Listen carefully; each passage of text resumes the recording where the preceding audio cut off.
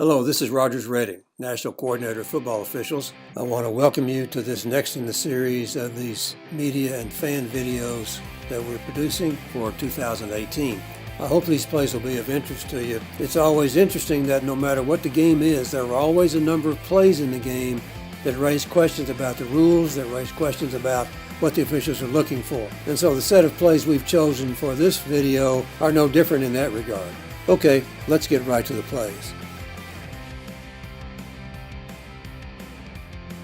Here we have a situation where the defensive team is charged with a foul for having 12 players on the field in the formation. The question sometimes arises, how do the officials know whether to let the ball be snapped and then charge them with a live ball foul and tack on the penalty at the end of the play, or to do like they did here and shut down the play before the ball is snapped? The rule is that if the team has players in the formation for more than a few seconds, which is what happens here, then the officials shut it down and charge them with a 5-yard penalty for an illegal substitution rather than letting the ball be snapped. On the other hand, if players are running on and off the field, if a player is trying to get off the field and he's the 12th man and doesn't make it, or if another player runs on the field just as the ball is snapped, then they'll let the ball be snapped, call a foul, which is a live ball foul, and then deal with it at the end of the play. Illegal substitution on the defense, 12 men in the formation. 5-yard penalty, still third down. Here we have an unusual sequence of events that involves a player being injured and being required to leave the game. On this play there's a false start, but nobody hears the whistle, and the player gets hit. Number 13 gets tackled, and he goes down with an injury. He has to leave the game, at least for one play, and the substitute number 10 comes in. Before the ball is snapped, there is another false start, and they don't get a play off. Factor in this game. Offensive 5-yard penalty. And so number 13 attempts to come back in the game and replace number 10. But then one of the officials notices that in fact number 13 has not set out for a play because they didn't run a play. The false start prevented them from running the play, and so in fact he never sat out for a full play. So they must run one play with number 10 as a substitute in, and then number 13 can come back in. So the rule is that if a player goes out due to an injury, he must remain out for at least one down, and in this case that down did not happen because of the false start. One of the most difficult plays that an official has is what's sometimes called catch no catch. That is to say, whether or not a player actually completed a catch, especially when he goes to the ground, as in this case here. The rule is that he must maintain possession of the ball long enough to do something that is common to the game, such as taking several steps or changing direction or something like that, or in the case of going to the ground, surviving the ground. In other words, maintaining possession of the ball through the time his body goes to the ground. In this case, the ball comes out so that he did not maintain firm control of the ball long enough to survive the ground. So this is correctly ruled as an incomplete forward pass. Here we have a foul for offensive pass interference. Watch the two players to the far right in the formation. One player comes in motion from the left of the formation and then sets up to the outside. The split end on the line of scrimmage on that same side of the formation moves out and blocks down on a defender, and then the player who had set up to the outside cuts off of that block to catch a pass. And so the first player actually clears out a path for the player in the backfield to come across and catch the pass, and so that by definition is offensive pass interference. So a good call and a good example of offensive pass interference. Pass interference, offense, number 81, 15-yard penalty, second down. Here we have a play that involves an illegal block below the waist on this kickoff return. Now, in this case, the block is by a player of the kicking team. That's fairly unusual. It's usually a player of the receiving team who's blocking for the return man. Now, blocking below the waist can be a complicated rule, but there's one very simple part of the rule, and that is this. Blocking below the waist is always illegal by either team during the kick play. In other words, during a punt, or during a field goal attempt, or doing a kickoff, or doing a kickoff return.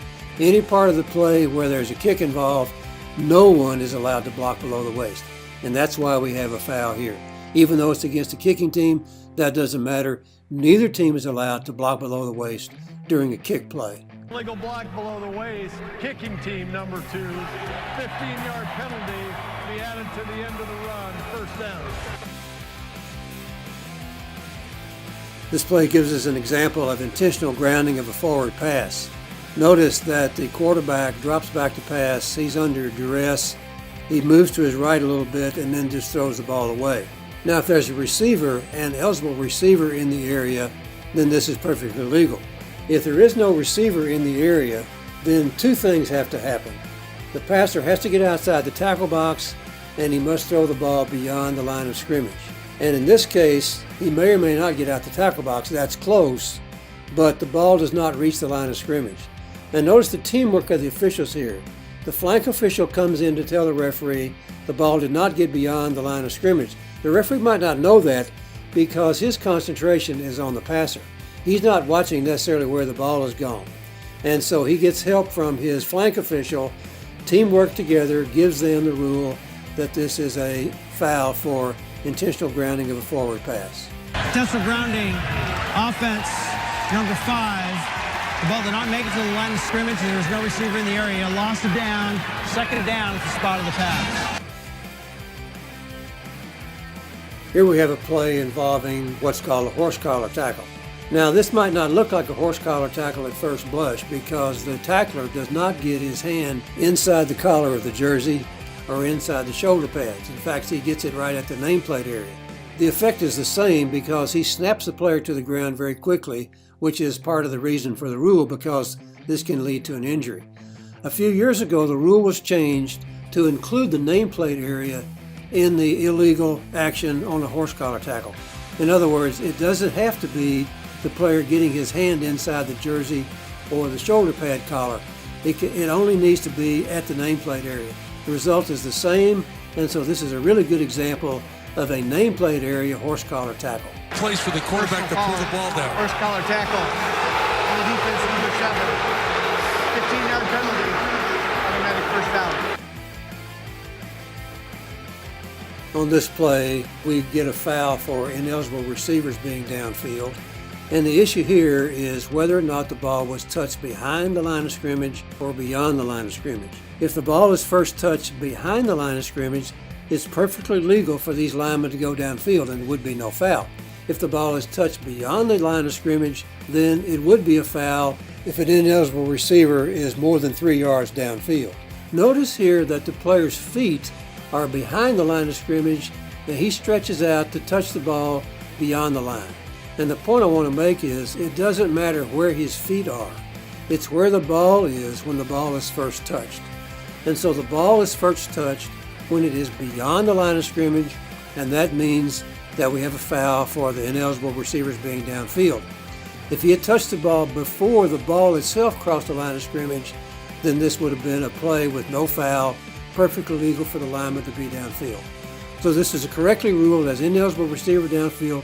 But I just wanted you to see this play because it's really interesting from the standpoint of the player's feet being behind the line, but he stretches out and touches the ball beyond the line. Ineligible receiver downfield, offense, 5-yard penalty, replay second down.